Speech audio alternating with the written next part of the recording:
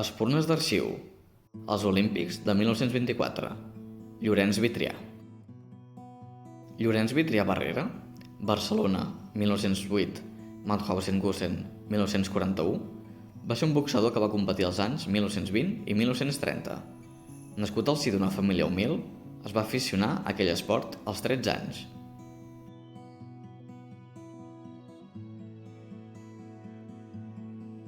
Va ser membre de l'Sporting Boxing Club, on Josep Comas el va tutelar.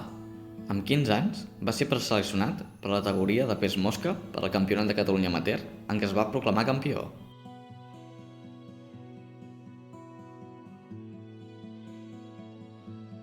Va formar part de l'equip espanyol olímpic de París l'any 1924.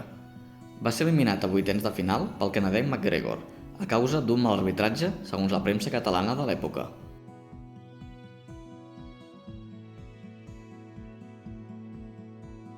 Es va retirar de la boxa en 1935 i fins a l'entrada dels franquistes al gener de 1939 va treballar a una botiga de faixes ortopèdiques amb la seva dona.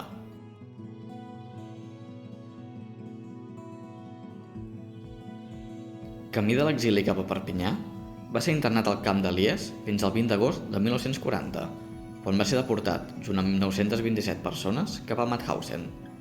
No retrobaria mai més la seva dona.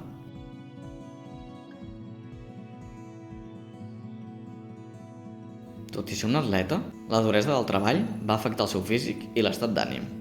El 24 de gener de 1941 va ser traslladat a Gusen, on va morir 6 mesos més tard, el 18 de juny de 1941.